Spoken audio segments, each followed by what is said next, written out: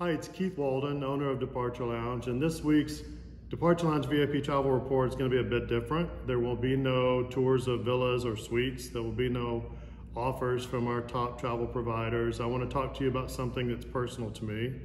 About a year ago, the government of Saudi Arabia decided to start really encouraging vacation travel to Saudi Arabia.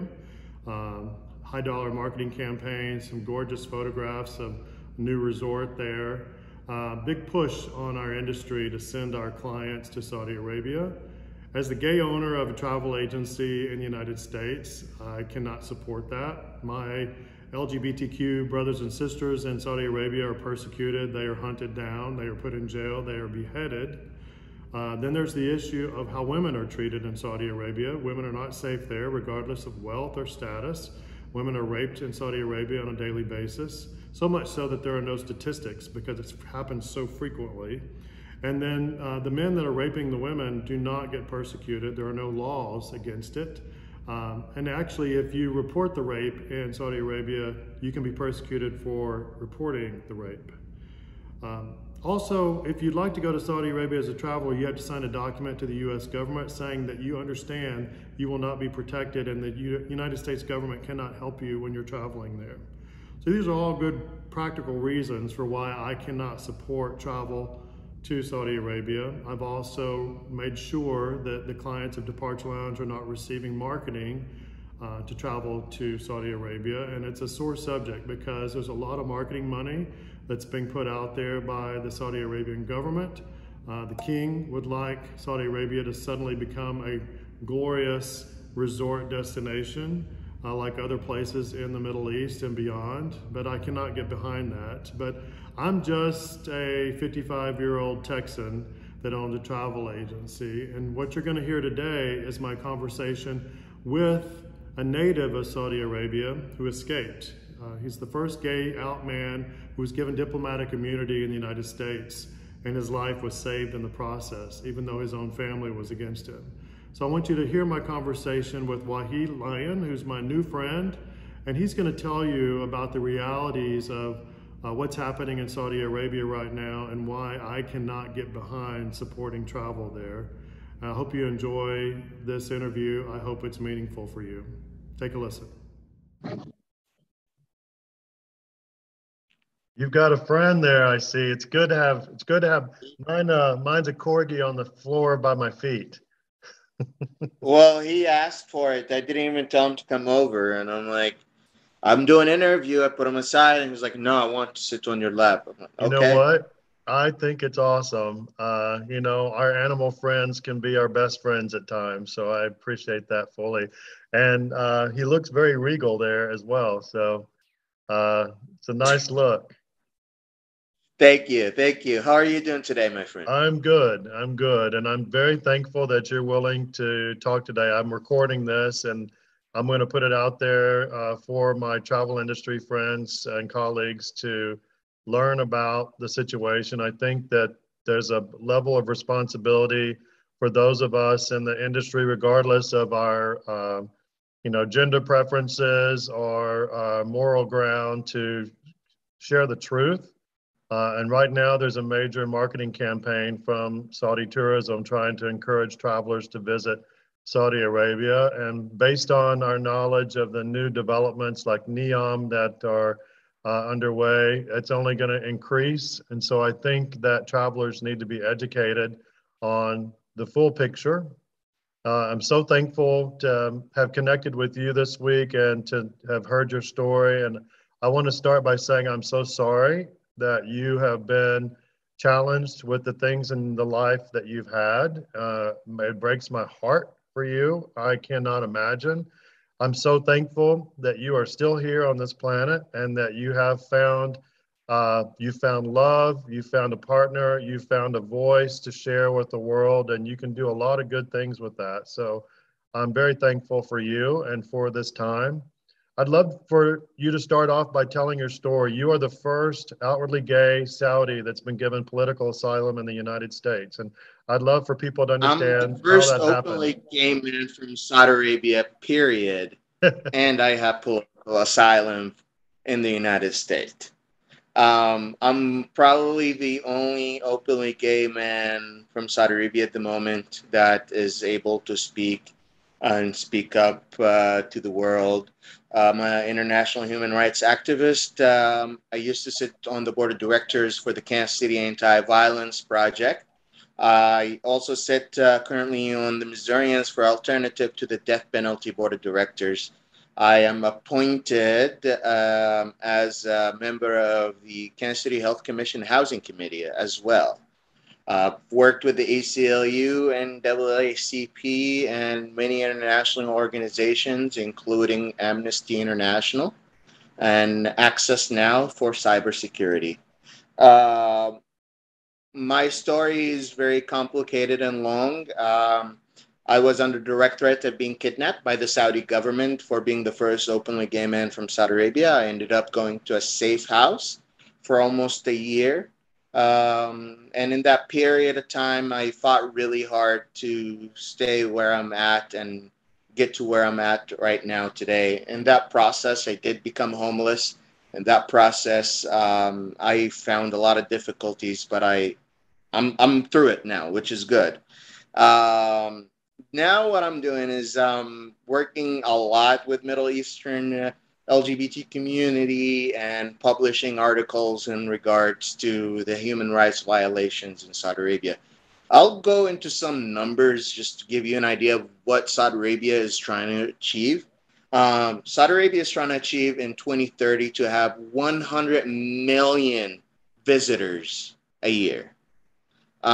Just to put things into perspective, France, which is the most visited country in the world, has 80 million visitors a year, and that's the most visited country in the world.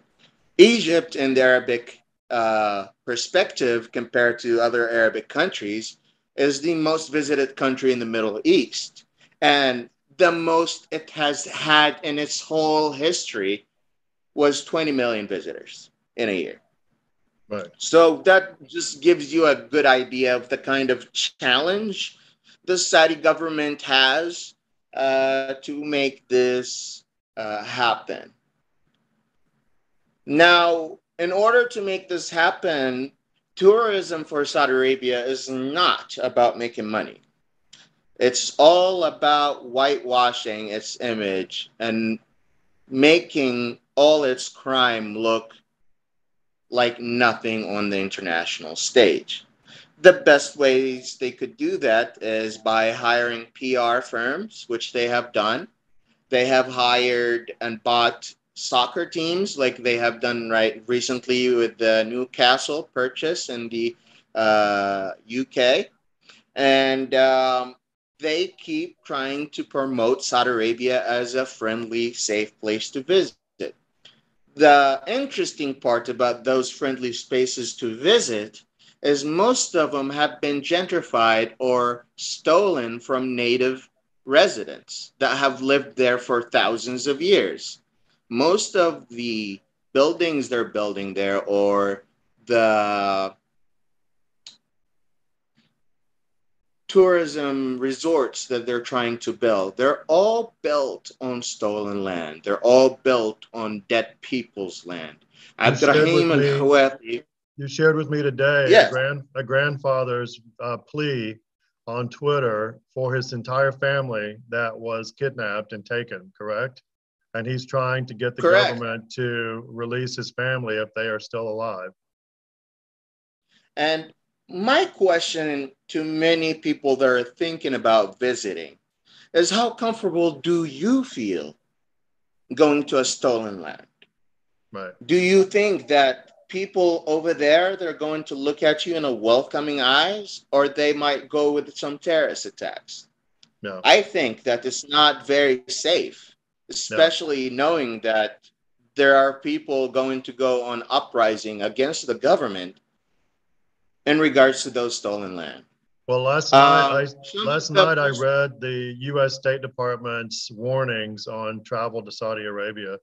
First of all, it took me more than 30 minutes just to get through the pages and pages and pages and pages of warnings, which were startling. And I already knew a lot, but just what our State Department, and And there are countries like, we have warnings about travel to Mexico because of issues with the cartel. And we still send a lot of travelers to resort areas where we believe our clients are safe. But the difference is, in this case, it's actually the government of Saudi Arabia that are instigating these heinous crimes and killing people. It's not cartel. And so I look at Saudi Arabia as the place where the government is who you need to be scared of as one of the issues for travel and safety.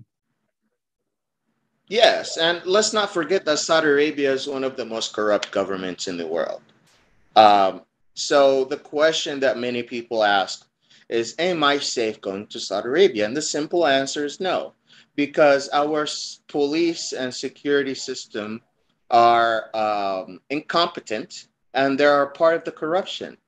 Many of the police officers are part of the process of sexually harassing, sexually assaulting, kidnapping many innocent people just because they look cute or they look pretty. And in the cultural perspective, I think there's a bigger taboo for a Saudi man sexually harassing a woman from his country compared to a Saudi man sexually harassing a foreigner. Sounds very okay to them for many reasons. Uh, in regards to the taboos of the country. Um, the reason those three gentlemen that were kidnapped was because was a child literally wrote on a wall, "We'll never leave this land," and apparently that was triggering enough for the security forces that they sent two people to kidnap him. It was a small enough time that a town that it was very easy for them to notice. So the father and the uncle got in a car, went after them. Apparently, the kidnapper's car got broken down, and the father and the uncle got there, beat the kidnappers, and got their kids and went back home. By the time they got back home, there were already police officers there to take the father, the uncle, and the child, and we have never heard from them since then. And that's only one story. Abdurrahim al Hawati from the same land was on top of his building when he said refused to evacuate, where they killed him by gunfire in order to tear down his building to build those amusement parks that they're claiming. Well, and then this Um, first one where the three family members were taken, that's part of the NEOM development. That's correct, yes, which is there's being also positioned as the the new city to compete with Dubai and other destinations like Dubai. there is also they're stealing land from across the Red Sea, and they're also stealing land from the Amala region. Um, what are there to see in Saudi Arabia? I think is one of many questions our people are asking for, and there are only few things to see. There is the mountain of ancient writings, which are mountain just full of ancient writings, and there is the castle that was created by the Najd region. Saudi Arabia's way of advertising its tourism to the West is by bringing Westernism and Western musicians and Western art to Saudi Arabia, not showing Saudi culture and Saudi art to Westerners. So I think for many Westerners, to begin with, it's going to be a very disappointing visit, especially that you're not going to be visiting to be exposed to culture. You're going to be visiting just to see your own culture in a different place. Well, the current Um, push for tourism is really focused on the Alula destination, and they're really they are showcasing heritage as part of that and history. And it's a Instagram worthy campaign with gorgeous photography. It's very enticing. And I think if you just focused on that, any traveler with wanderlust and wanting to see things they haven't seen before would be very intrigued to go and see.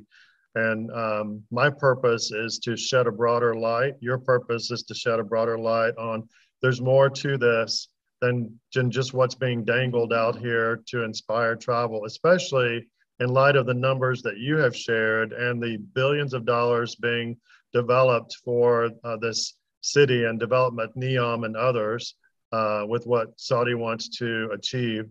Talk to me about, let's focus now on morality and how LGBTQ people are treated in Saudi Arabia. Right before I go to morality, there was one important fact that many Westerners didn't know. It's actually illegal for you to film anyone sexually harassing someone else in Saudi Arabia. And you will get personally in trouble if someone is sexually harassing you and you videotape them. So technically, the Saudi government is encouraging people to get sexually harassed. Also, if you're going to Saudi Arabia, you're essentially promoting the fact that you're getting differential treatment than the local people that are living there. You're essentially approving of the fact that people can be enslaved as maids. And I've showed you a video last Yeah. night of how people enslaved their maids in Saudi Arabia and sexually harassed them and enslaved them. This is a constant thing that has happened in Saudi Arabia for hundreds of years. In fact, the last human slavery market in the Arabian Peninsula ended in 1940 in 1974. So not too far ago. And what you're going to is going to a place where they're jailing feminists like Lujain al-Hatlul that advocate for women's right to drive. And when they allowed women to drive, they jailed her and gave the ability to women to drive. And she wasn't freed until Biden himself asked for her release when he became president. Until now, she's not allowed to leave the country. Walid al-Fatahi, a U.S. citizen and a doctor who has been in jail and imprisoned in Saudi Arabia just for being a doctor. And he's still not allowed to leave the country. And he's a U.S. citizen. Well, I And read he's a last family night that friend. And I know him. this year in I've met him personally. 2021, there have Yes, been go ahead. 89. In 2021, there have been 89 Americans that have not been allowed to leave the country of Saudi Arabia once they were inside. So Yes. that's concerning enough for me in this current year that there's 89 Americans, for whatever reason of the kingdom, they were not allowed to leave Saudi Arabia and come back to the United States. So as the owner of a travel agency, I have to look at this in multiple ways. The morality is what got my attention. The safety for my clients, regardless of their beliefs or morality, is also a high concern. We cannot advise our clients to travel places where we believe they are not safe. Let's talk about the safety of women in Saudi Arabia, both the residents and the visitors. Ladies are still considered properties in Saudi Arabia. They were only recently giving the permission to leave the country without their guardians, just recently. Um, the police are part of the sexual harassment process. So many times they're covering for criminals and they're covering for family members that are taking process of that sexual harassment. They throw all the blame on the victims for allowing it to happen and putting no responsibility on the attackers. The Saudi government has no process of jailing them or arresting them or putting them at a limit. The religious police, when they used to be around, they also were part of the sexual harassment process. You have to understand, if you go to Saudi Arabia, you're going to a toxic masculine place that enforces pure masculinity and hates anything about sharing freedom between men and women. Till now, I think they have many segregated places between men and women. Till now, ladies have been raped by their family members, raped by their co-workers, and more, and they could do nothing about it. If that is happening for our current people living in Saudi Arabia, imagine what could happen to you. Yeah. Yeah, I mean, that's my nightmare would be, we encourage travelers to go over and our clients unknowingly think they're in a safe place. And in fact, they're at risk, particularly for women. And, everything that you've enlightened me with this week shows the probabilities of attacks on women, regardless of their stature or their wealth, are really high. And will you get a differentiated treatment? Will you be very privileged going to Saudi Arabia? Absolutely. As a white man or a white person that has a US citizenship or a European citizenship, you're most likely going to have differential better treatment. But it's not to say that you're not going to be safe. And let's not forget, you going there with the differential treatment is you saying it's okay for me to be better than someone else. Right.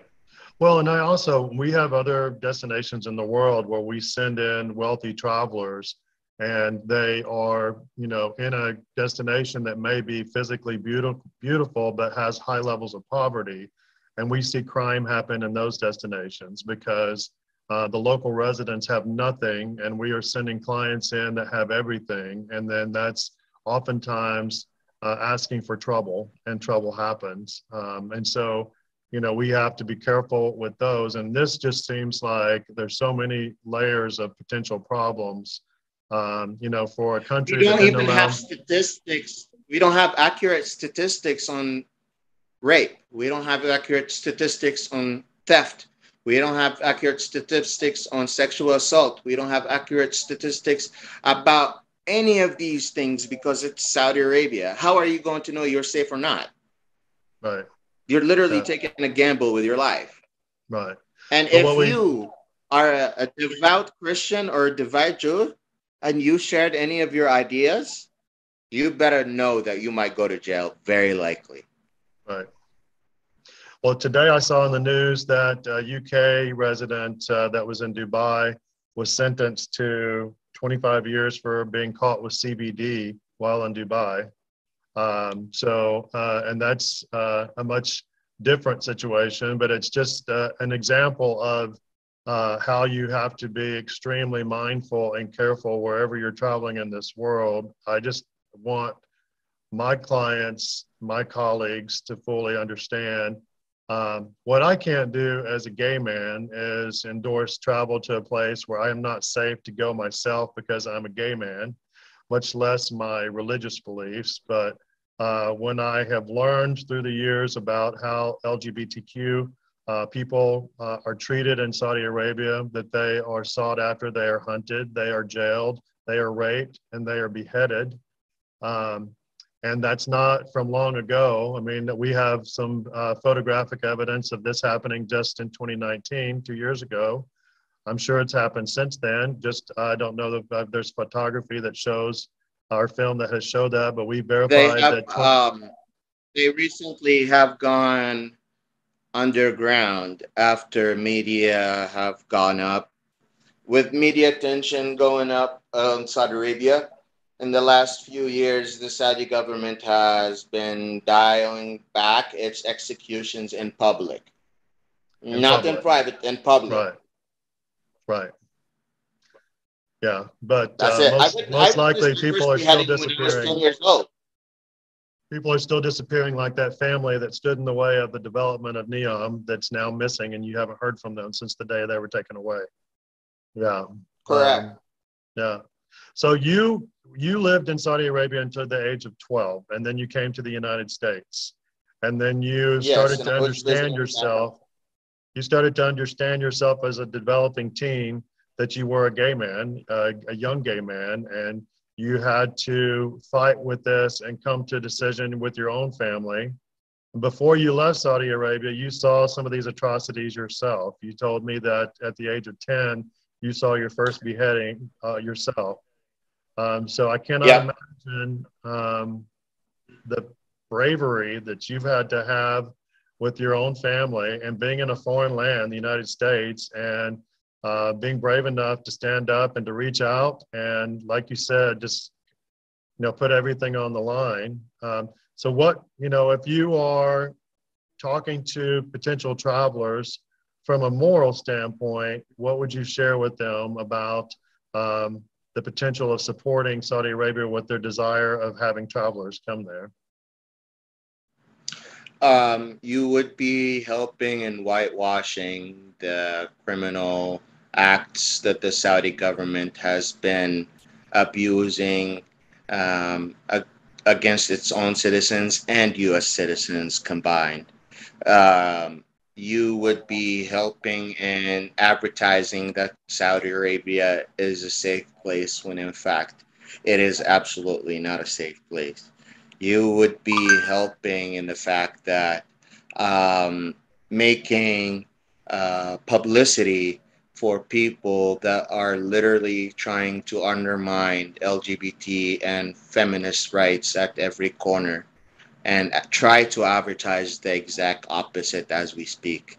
Saudi Arabia has jailed many feminists, many LGBTQ members, and many Americans just for what they think and what they do.